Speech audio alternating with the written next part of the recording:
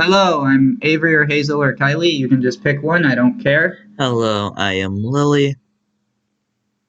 And welcome to the From the Closet podcast. Today we are covering Agents of S.H.I.E.L.D. Season 2. And, it feels like it's been a ridiculously long time since we covered Season 1, but it's only been 2 months. I mean, yeah, it has. I consider 2 months a ridiculously long amount of time. I have no sense of my own time. I don't really consider 2 months to be ridiculous, but whatever. So yeah, of course this podcast will contain spoilers for Agents of S.H.I.E.L.D. Season 2. You can join us next week for our free movie of the month for March. We don't know what that is yet because it's still January. And Doctor Strange. And you can join us in 2 months for Agents of S.H.I.E.L.D. Season 3. You can join us next month for Agent Carter Season 2. I should specify that's Season 2.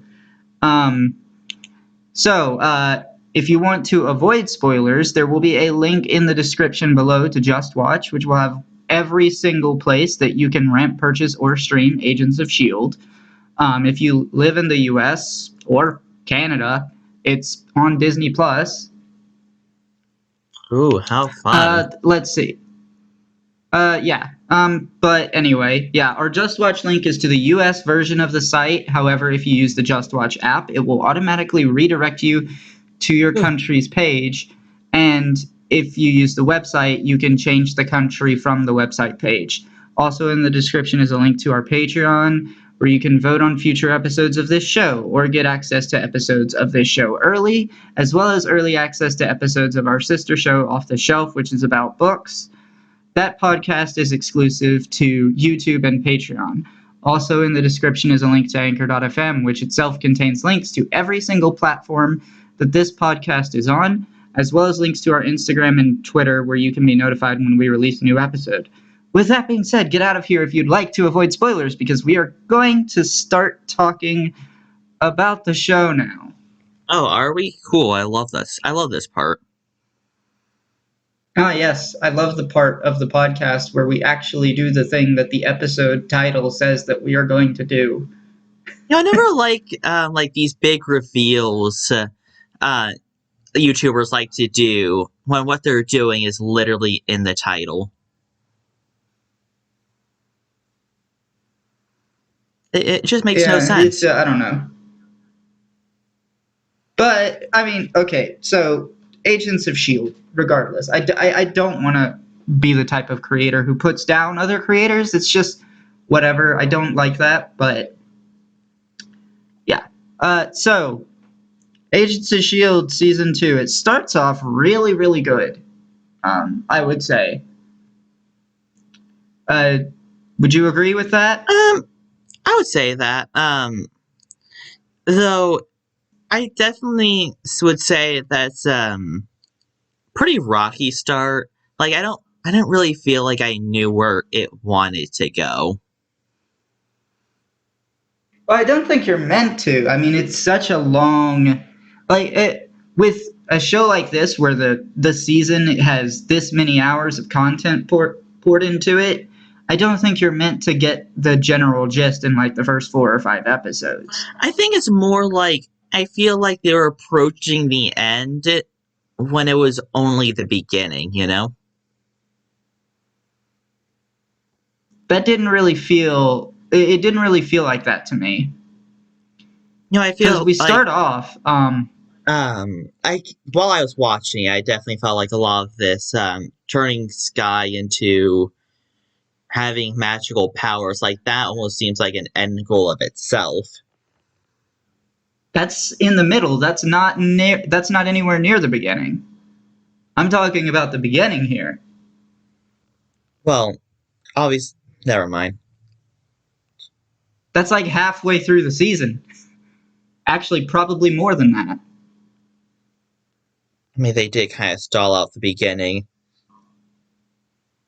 They fill out the beginning with stuff like introducing new agents. We get introduced to Agent Mac, Agent Triplet, Actually, I think Triplet might have had a couple of cameo appearances in season 1.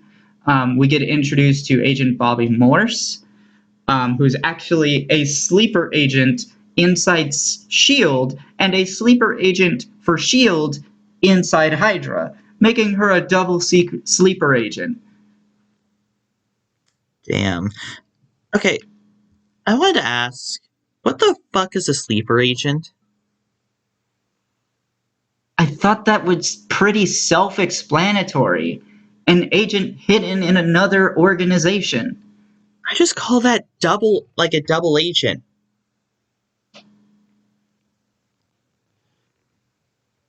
Like, I've never really heard that term.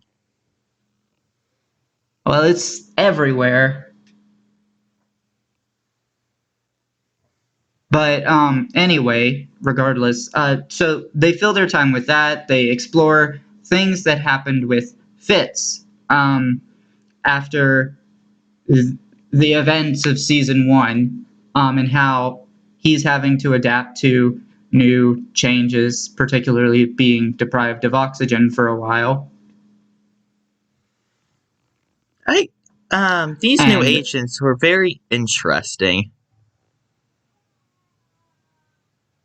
see, one of the things about the new agents that that doesn't really work for me is Trip. I find it hard to be attached to Trip at all. Explain who. So Sorry, when I'm he just getting dies, sudden memory loss. Who is Trip again? oh my god, you watched this series fucking yesterday. Yes. I watched it 2 days ago and yesterday. Well, if you had let me finish explaining, you probably would have gotten the gist of who he was. Okay. But anyway, I find it hard to actually get attached to Trip because he doesn't seem to have enough screen time before he dies midway through the season. So I just find it hard to care that he's dead. I forgot Trip. Sorry. And this is actually while I was watching the series, I kind of forgot. Because wasn't Trip also in season 1? I literally mentioned that earlier. Okay. But he was fucking that one person's apprentice. Or what do they Yeah, call in this show? SO. yeah, it was kind of scattered because in season 1, most of the agents that we were following Skye, Fitz, Simmons, May, Coulson, and Ward throughout season 1. Mm-hmm. I always thought of him as the replacement for Ward. I almost see Mac as the replacement for Ward. I guess that makes sense. I mean, I say that in when I was thinking about in season 1, I didn't think they would just suddenly kill off Trip. Yeah, it's certainly a death that comes kind of as a surprise. Oh god, I love some of the hilarious ironies that are I don't know. There's a lot of things that very much are payoffs to things that happen in season 1 because first or second episode of season 1 we get a shorthand for what S.H.I.E.L.D. would describe as an object of unknown origin, 084. And in this season, we start learning what the first 084 was, and importantly, how this ties back to Peggy Carter and the Strategic Scientific Reserve. I don't think the way of that series going, I don't think we're going to see that in the Agent Carter. I don't feel like we need to see that plot line per se. No, I don't think so either. But I mean, we know the SSR was tackling Hydra. obviously. It was literally their answer to Hydra. Like, the US's answer to Hydra was the SSR at the time. And And then it then, was like, Howard S.H.I.E.L.D. Stark and... Yeah, and then, like, Howard Stark and Peggy Carter would found S.H.I.E.L.D. I do actually want to correct something that I said earlier. In our Ant-Man episode, there's this flashback scene where Hank Pym is talking to Howard Stark. And I had previously said this was a meeting with Stark Industries. No, it was a meeting with S.H.I.E.L.D. Hank Pym was a S.H.I.E.L.D. agent. Oh. That Yeah. makes sense. And so was his wife, Janet Van Dyne. Okay. But yeah. Anyway, I guess while we're on to the topic of the beginning, then there's something about this show that I kind of like. The reveal that Fitz has hallucinations, because they don't do it too early, but they don't stall it out too long. Or at least a reveal. I feel like once he's aware of the hallucinations, they start to disappear. I mean, I feel like they just fully disappeared when he admitted that they were hallucinations and not real. Yeah, I mean, yeah, I guess technically he was aware of it beforehand, but he also couldn't really admit it to himself. I don't know, I kind of, I don't know how realistic this was. Avery wasn't, going to look it up for me. But I kind of like it in a way. It definitely explores Fitz's personality a lot more and tests his just tests him really. Yeah, I think it was pretty great. And then, okay, so the other thing too is like we also will like learn this season what the story behind May being referred to as the Cavalry. Holy shit! I'm not surprised. That is a story indeed. Yeah, I'm not surprised, like, the context, at least. Especially, like, once they say, oh, we'll bring out the cavalry, which is, you know, all these men. It's like, I knew exactly where this was going. And that was her last mission, I would presume. It would certainly seem that that was her last field mission before doing desk work. And then, obviously, Coulson recruited her. And honestly, like, who can blame her for not wanting to go out into the field again? Oh, like, absolutely. This is... Yeah. Especially when this is coming at a time when she and Andrew were trying for a child. God, that's just... It's just depressing, really. But yeah, I said something that I kind of want to take back. That Coulson brought her out of this retirement, but did we really? Because I think more Nick Fury brought her out. That's a complicated question, actually.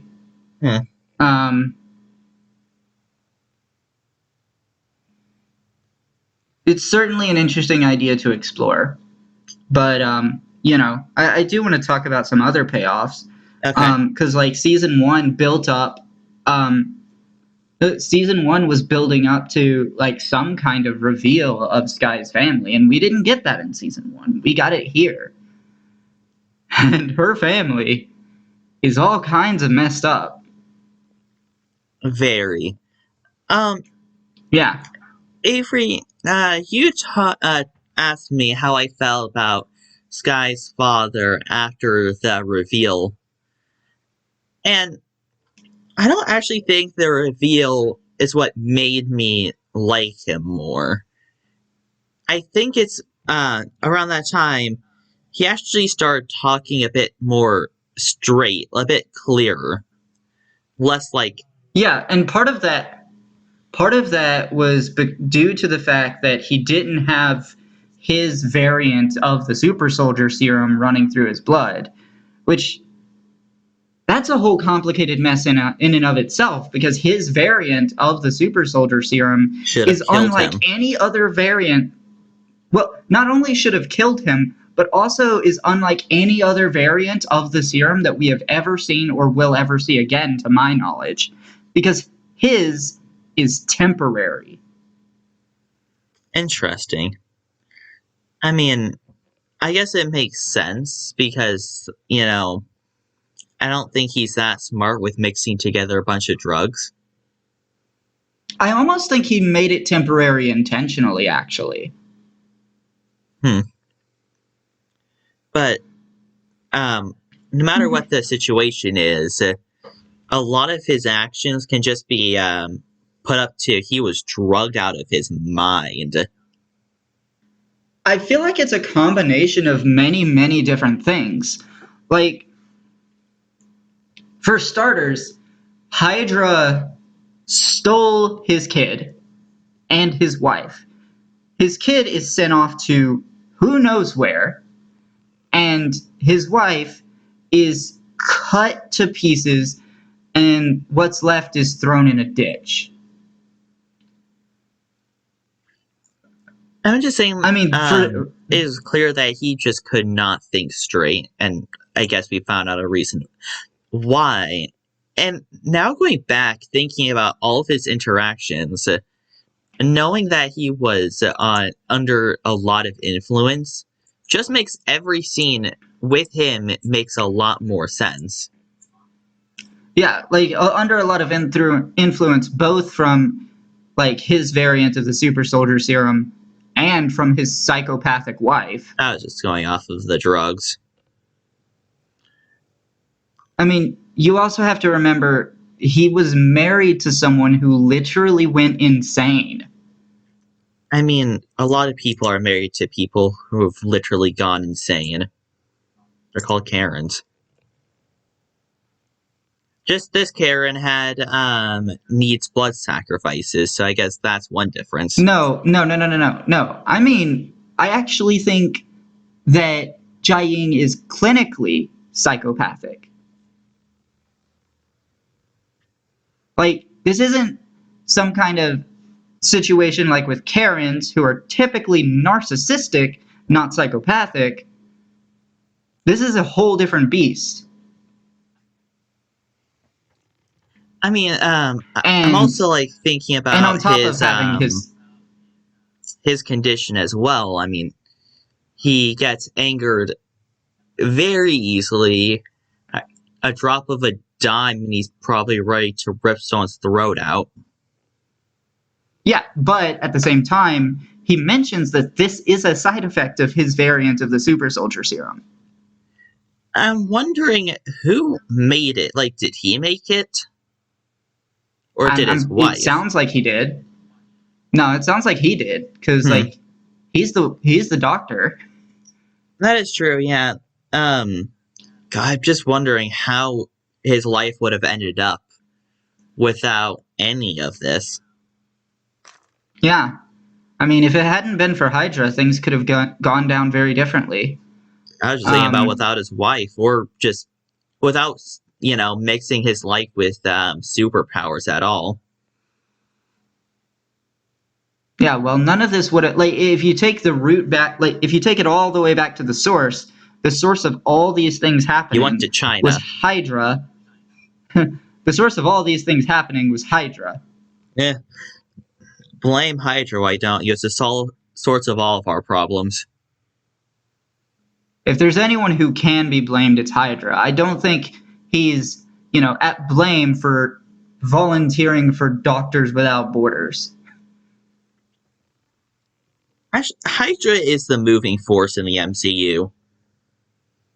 At least. A moving force. God, Cause it's gonna say like the moving force until some other moving forces want to get in play. I mean, there's a lot of big evil organizations that are secretly controlling stuff. They kind of do it too many times. Hmm. Yeah, I guess But I yeah, guess you can say like Hydra's the OG and everyone else is just it's just trying to just cramp on their existing. style. I don't know. I don't know where I was going with that. I think I was trying to sound cool, but you know how that usually goes. Yeah, you usually fail at it. Thank you for telling me the obvious. Yeah, but so I have to talk about the thing this season that does really great on my nerves. And it's the way the second Shield organization storyline is handled. Um, because they didn't have to make the characters this annoying.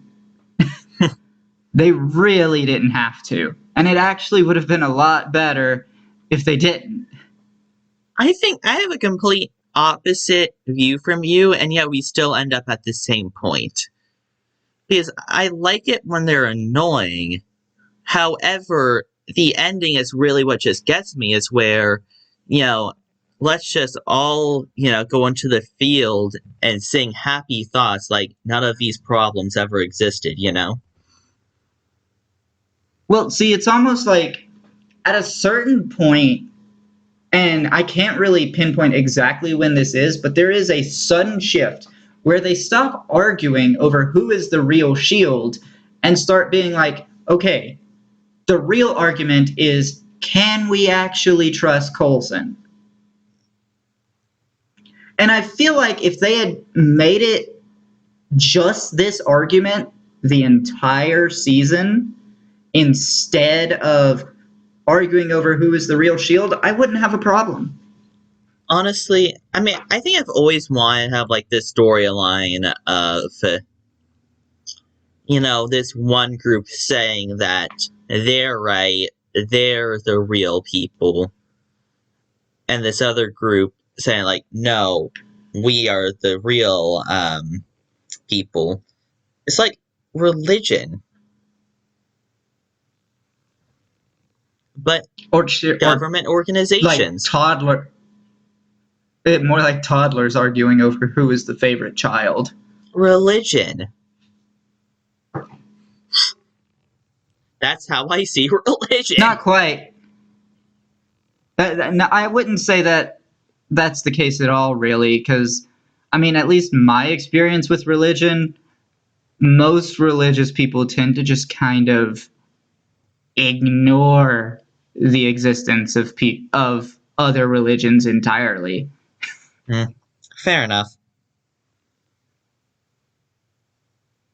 I mean, everyone just points at me as like, fucking freak, you're godless. Go back to hell where you belong. But I mean, the way I see it, like they could have had this conflict of ideals, like conflict of like whether or not we can trust Coulson without making particularly Mac, Bobby, and Gonzalez super annoying.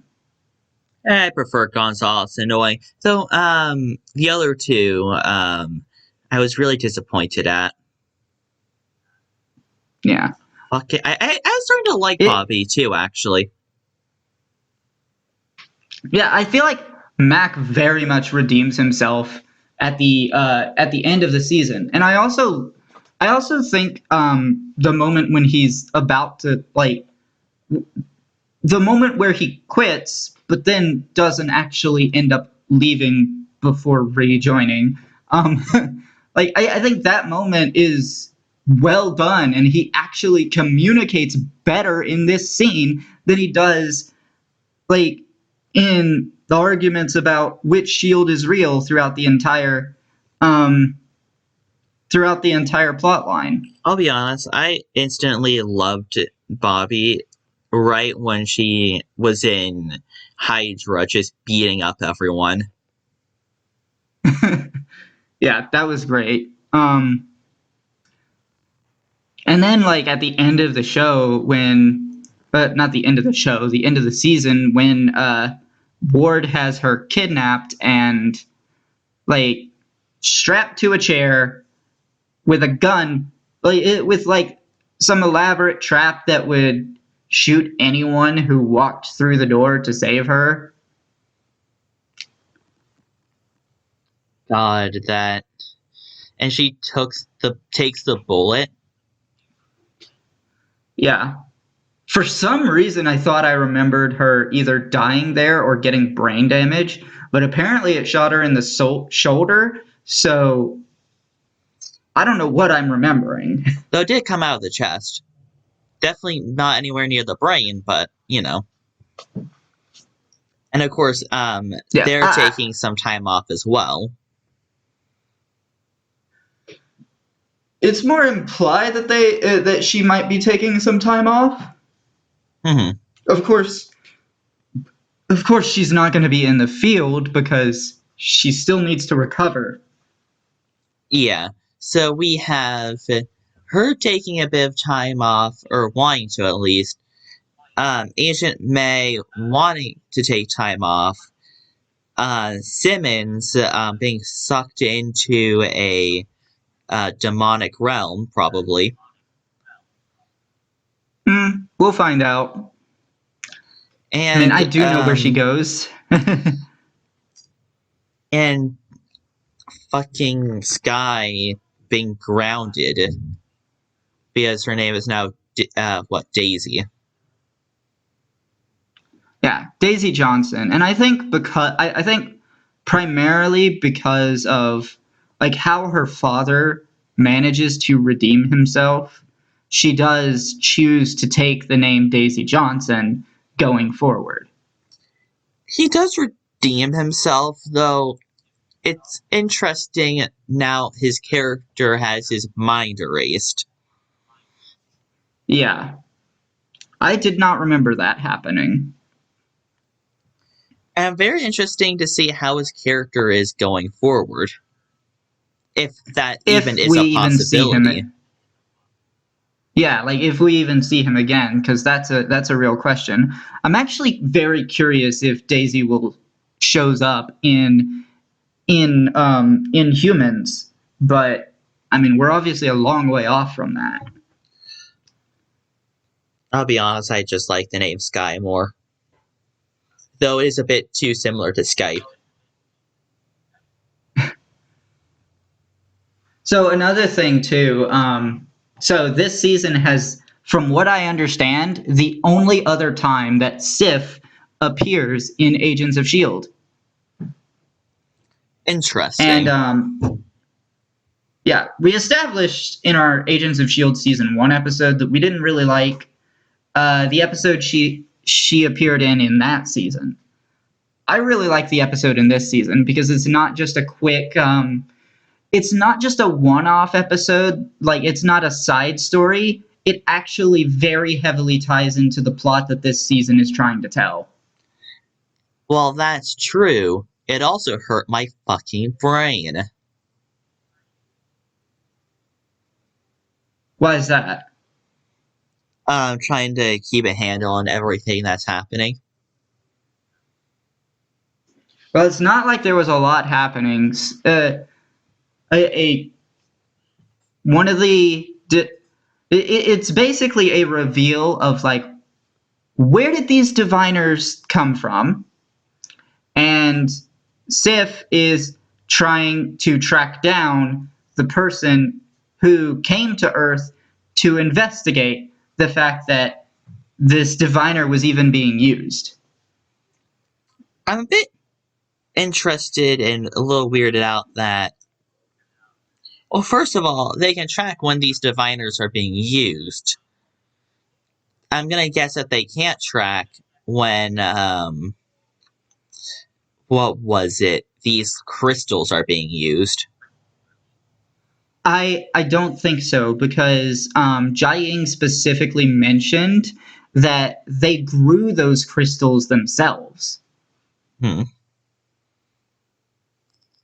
And these crystals that And kill literally everyone except these diviners. they kill everyone who's not inhuman. Hmm. Why? Well, unless you're Carl Creel, I guess. But even then, it's gonna kill him too eventually, because he's dead. Huh. Wait, what? You remember the guy who could transform his body into anything he touched? Oh, yeah, that person. Carl Creel, aka the Absorbing Man. Yeah, he touched a diviner, and well, no. He transformed his hand into rubber, and then touched a diviner, and he was fine for a while. But eventually, he died. Hmm. I guess it was. I mean, I feel more envy on him than anyone else who's died by that method, because it at least seems more of a quick and painless death than whatever the hell he was getting on. No, it sounded like all of them were in pain. Okay, quick death. Especially quick, yes, not painless. I mean, then again, a lot of them were like had enough strength to, mutter out final words. They just weren't in that much pain. Yeah, but I mean, to be honest with you though, I feel like the only reason he was even able to last as long as he did was because of his power. Like, Yeah, which just makes it more pain in the long run, I guess. yeah. So Also, it's rather unfortunate. I'm a little Go bit ahead. sad about Raina's passing. God, Reina. Reina is a complicated character. Too bad she's dead. Yeah, it's actually quite ironic that all of season 1, she spends time chasing after someone who is known as the Clairvoyant, only to herself become clairvoyant. Huh. Wow, that's irony right there. But yeah, it's quite funny. And as I have said before, so I love the show What If. I Hmm. want them to do a What If episode on what if Reina never went through Terran Genesis. Now, I technically am probably wrong about Age of Ultron not happening, but it would still have massive repercussions on the rest of the MCU. Because, I mean, Sky also wouldn't go through Terran Genesis either. Yeah. And a lot of the events of this season don't happen. Which would probably lead to, if I had to guess, it would probably lead to the Inhumans remaining hidden. That is true, yeah. Sky wouldn't have to go into a weird bunker. Trip also wouldn't have died, or at least not the way he did. We can't necessarily say for sure that he wouldn't die. There's a lot of what if episodes where random characters die for some reason. I think Tony Stark dies like 6 times in What If. I'm sorry, what? Yeah. Okay, then. Did he die in What If Zombies? I mean, Curious. he's a zombie, so... I'm just curious. I can't remember exactly, but I know he's a zombie. Yay. We also see zombie Thanos, so that's something. Zombie Thanos, let's go. But yeah, this show, there's a lot to this season. I feel like they almost tried to do too much, but also at the same time, maybe not. They do have enough time to explore. They do have enough time to explore these plot lines. Mm-hmm. And it almost seems like quite a bit of it is going to be transferred into other seasons as well. Yeah. There was also like that whole story with like Agent 33 and well, I guess her name is Kara, and like how she was a shield agent brainwashed into working for Hydra, um, who was then freed by Grant Ward and Coulson, I guess. But like now her loyalty is with Grant Ward, and then there's everything that happens with that. There's like her stealing May's face, and I love the fact that Coulson actually figured out it wasn't May by asking her if she would like to go get coffee. May hates coffee. I loved that. I mean, of course, he knew it wasn't her before that because of like a bunch of little things, but you always just want to make sure before you punch someone in the face. Yeah, it's always a good thing, especially her in particular.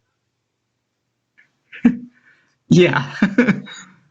I think Coulson said that she savors it. She savors the revenge. Yeah. Um, but like, so you have that whole storyline, and then you have her death by the hands of Ward. I That is, did not see that one coming. yeah, that is a massive. That's a massive character moment for Ward. It sends him spiraling, and we'll see the fallout from that in season 3.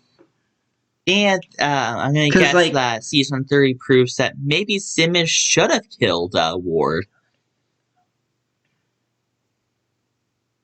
we'll see. But yeah, I do love the direction they go with Ward in this season. Like, I didn't like, the twist that they did in season 1. I don't feel like that worked. But I feel like what they did with him since then, this works. I can And like, definitely get see actually, why you say like he's basically another character. Like season 1 Ward and this Ward, there's just two different things. yeah. I also love that like he's not working for Hydra, and he's recognizing that Garrett was a horrible person. Mm-hmm. Oh yeah. So there's that. So the senator person that we meet in this season, I'm just like, hold up.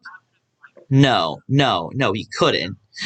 Yeah, I know that actor from somewhere called White Collar, where he worked for the effing FBI. It's kind of funny. I also love the intrigue of like trying to find out what actually happened to their younger brother. Because the whole time it's unclear who's lying. That, Because you kind of get the sense that both of them are liars. yeah, that is true. I mean, one of them is a senator and the other one's Grant Ward. Yeah. And it turns out Grant Ward was telling the truth. It almost seems like Grant Ward was telling just a fistful of lies, except for that one. That one actually happened. No one forced him to be burning down the family house. But what happened to his little brother, that was all the senator. Well, I imagine the stories that he told about John Garrett were probably also true. But I guess we can never know now because they're both dead. Yeah. And his parents as well. Yeah, his parents are dead. It's that's something too. God, I just remembered when War's like, yeah, and I reconnected to my parents, And so I finally got closure on that. Like, bitch, you killed them.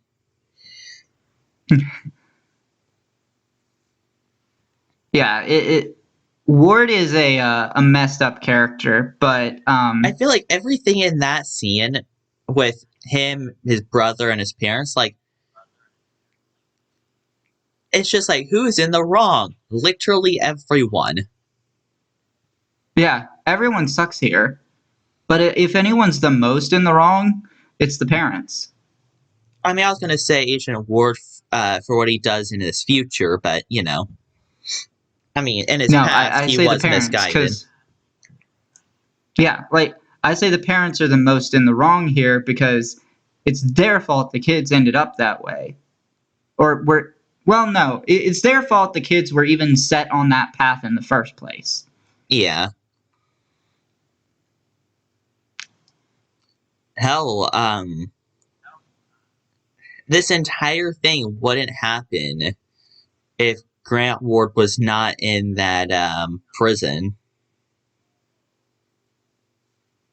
For real. I think it's like in a I holding love cell. seeing. I I forgot. also really love seeing Glenn Talbot this season. I actually think I like General Glenn Talbot a lot more this season than I did in season one. Wait, was he in Because season 1? yes, he was, and like it almost seems Shit. like this season, over time, he starts starting to work with Coulson more instead of trying to be against him. Mm-hmm. Oh, I'm glad And I he think wasn't one of our that's really, casualties this season. yeah. To be fair, I don't know if he dies. Actually, I probably do because I wrote down his character entry on like a sheet. But I actually can't remember what I put for his status. I mean, he could die. He just didn't die here. Which it honestly Yeah. seemed like he was. And I was honestly thinking, like the way this season was going, he would. yeah, and like I also do know that in season 3 he'll found a new government agency, That's called Sword, and right? that'll lead. No. Oh, okay. I'm interested now. Yeah, and that new government agency will have some conflicts with S.H.I.E.L.D., but will eventually also be working together. So basically, Shield is gaining its connections like it used to. Yeah, and I really enjoy it. And will we I see think more of Nick Fury? I can't remember. Honestly, couldn't tell you. So something that so before the helicraft carrier is revealed, he gives that box. What is it called? Fury's toolbox to Yep, the asshole. I forgot his name. I should, the asshole. the leader of New Shield. What was his name again? Phil Coulson? No, wait. Okay, sorry. You you said Fury and then you said he without ever introducing Coulson into the conversation. Gonzalez is who you're Gonzalez. Thank talking you. about. So Coulson gave Fury's toolbox to Gonzalez, and then Coulson said something like he you can have that until Fury gets back. Yeah, Did because Fury oh have that man, toolbox in the Avengers movie? The what was it? I don't rec- I don't recall seeing it. No. The, Something I did find interesting though hmm, is that it's made out of vibranium, and Age in of Ultron. That's what I was trying to say. particular, yeah, I don't recall him having it or whether or not he had it. But see, something that I find particularly interesting is that the toolbox is made of vibranium. I can't remember who did it. I actually think it might have been Mac. Someone created a vibranium detector. And that has really weird repercussions on the MCU as a whole Hmm. because, like, this vibranium detector, to my knowledge, is never referenced again. But then in a later movie, it's a really big deal when someone creates a vibranium detector. Someone else. Huh. That's weird. I mean, I guess he Yeah, was I just mean, using. I mean, Shield right now is known for its secrets, so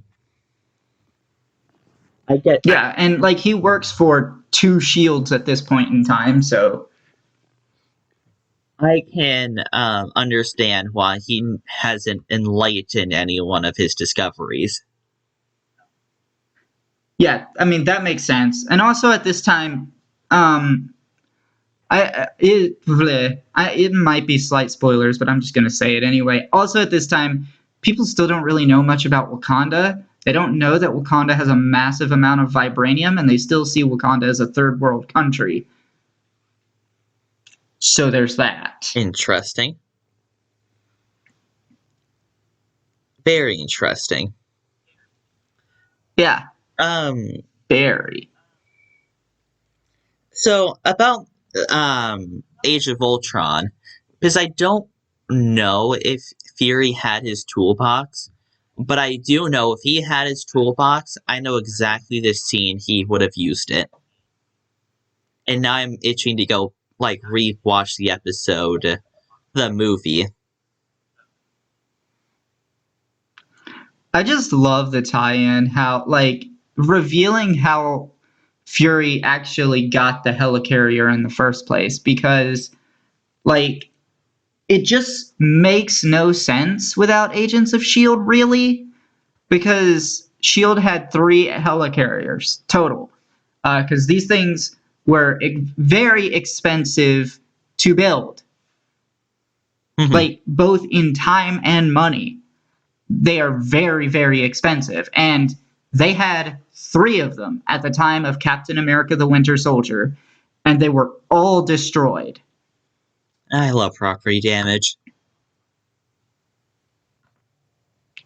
So, like, to have one pop up in Age of Ultron with not really much of an explanation is kind of weird, but a lot of people just kind of forget about it. I mean, it's Nick Fury. Yeah. But I also love that, like, Reyna literally foreshadows the plot of Age of Ultron before the Age of Ultron movie even happens. Hmm. And it's a shame that she died. Yeah, just I also love that her death is what reveals to Sky that her mother is nuts. Daisy, whatever. I mean, Yeah. throughout the rest of the show, I'm pretty sure out throughout the rest of the show, there's only going to be a very occasional times when people use the name Sky. I mean, her mom. What did I? Why did you say mom? Anyway, her mom is kind of a dick. She's a psychopath. Yeah, but also a dick. I had a very long and last night I also had a very long discussion with somebody about how Ward is neither psychotic nor a psychopath. He's also not a narcissist, nor is he a sociopath. He is something that is referred to as Machiavellian. Um, I love these scientific words I can never pronounce. to be fair, Machiavelli was a person's name. Hmm. But I'm going to start up my computer just so I can search the thing Oh, okay. that describes it. I How didn't even know my computer was shut down. That's weird. weird. Wait, how long? How long does your computer take to turn on? Not long. It's like actively. I can enter in my password now. That's cool. God, my Mac, the Mac I occasionally use has a disk drive. Um, it just takes like bloody forever to actually turn on. Yeah. The computer that I actually record on takes like fucking ages. Uh, why do you still record on it? Cause better storage, really. Oh yeah. And we are doing these. I mean, we're almost to an hour in this episode. Yeah. But, I mean, it's Agents of S.H.I.E.L.D. There's a lot of content there. Definitely. Almost a bit. It almost feels like a bit too much content. A bit too much content at times. I don't necessarily agree with that. I just feel like they can trim off a few episodes.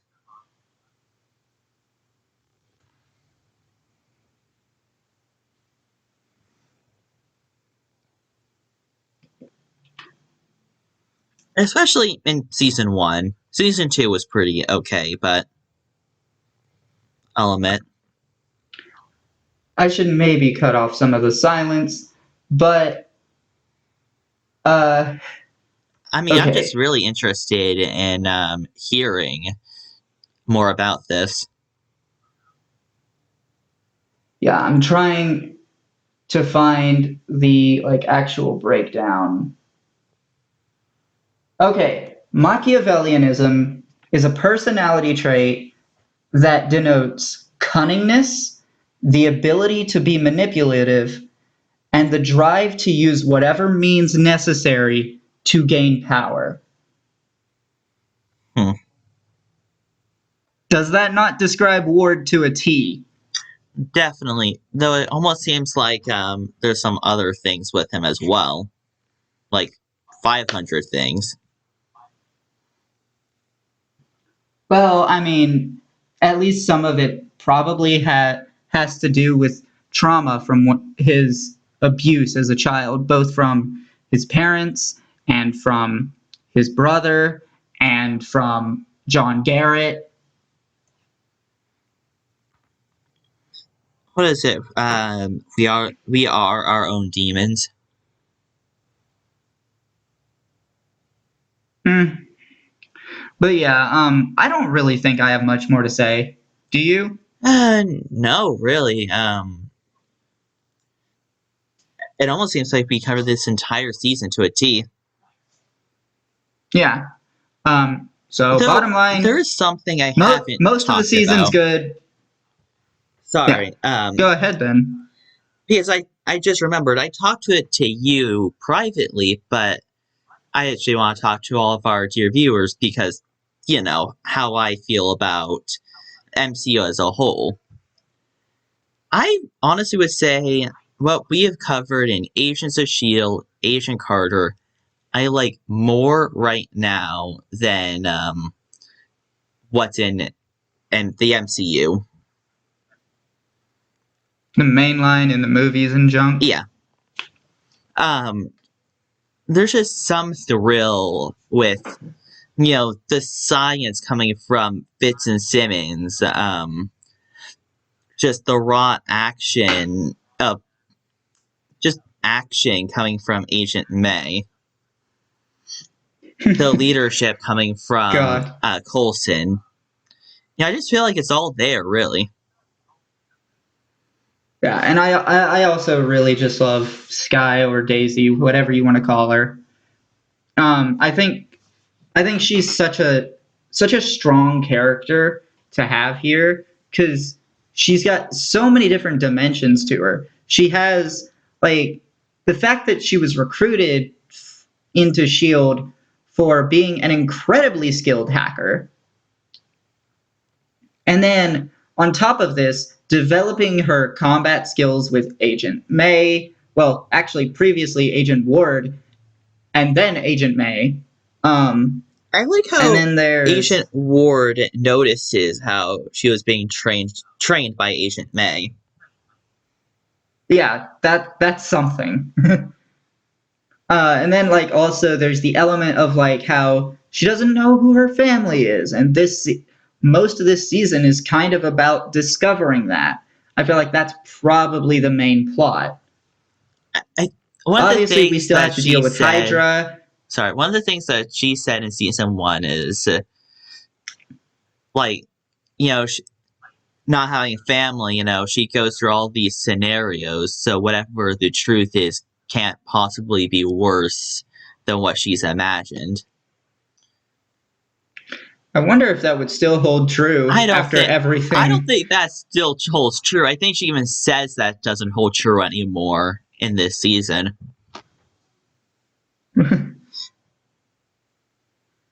But yeah, she discovers her family, finds out her real name, and hell, finds out her birthday.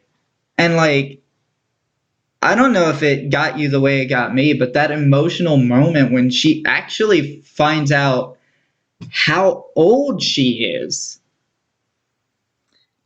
That is an interesting moment.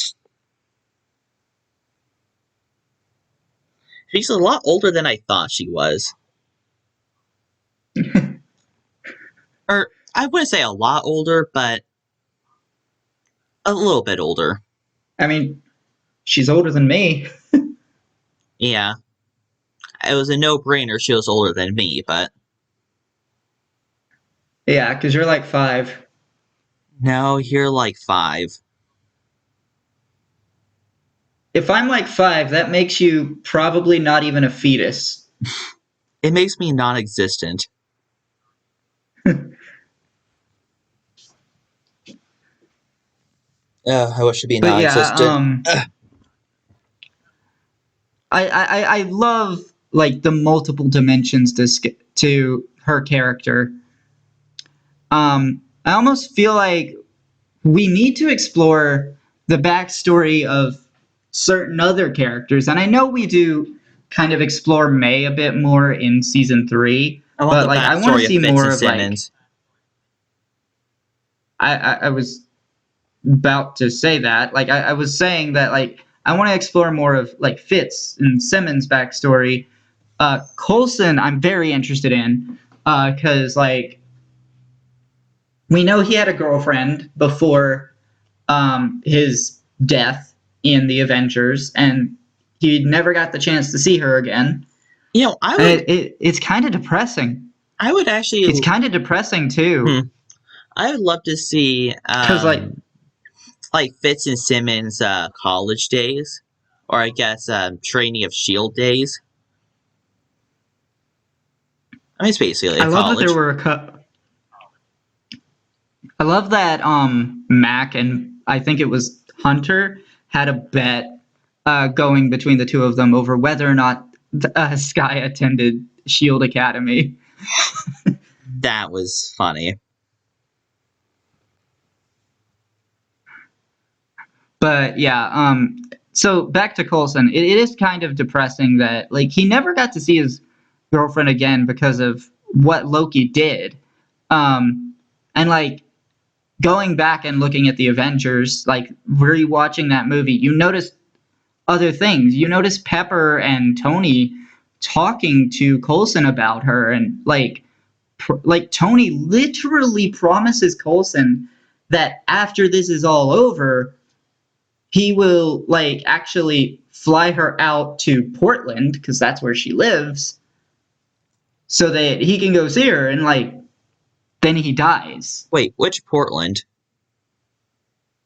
Oregon. Nice. I mean, I figured you probably should have known that because his girlfriend appeared in season 1. I forgot. It was season 1. But yeah, and then like we also learned that Coulson grew up in Wisconsin. We learned that this season, so that's something. I want more. Avery wants more plot details, more relevant I just want stuff, more Coulson. more I just want Coulson more plot. Coulson. Yeah, like I'm glad that even though Agents of S.H.I.E.L.D. is over, there have still been times where we've gotten Coulson again. Particularly there was like Captain Marvel, because like that movie takes place in the past. So we have a younger Fury and a younger Coulson. So That I was am really nice to interested see. in a younger Fury. Yeah, a younger Fury who still has both of his eyes. Oh my god.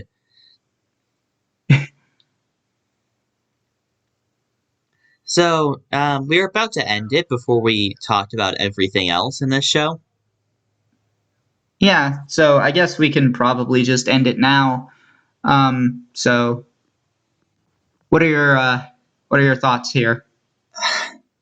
My thoughts, my ending thoughts is this is a really good show that honestly at some parts feels like it's going on a little bit too long. But I don't even necessarily. I don't necessarily feel that it goes on too long. I just feel like one plot point wasn't executed the best, and that's really my only problem. I'm only saying at certain points, not overall, but there's just some thoughts like, man, this is long. So overall, I honestly have to say this is definitely a 8.5 show or season. I'm giving this 8.0. Hmm. I do love this, but like I don't know. I think that how much the other Shield characters annoyed me definitely takes a lot away. Okay.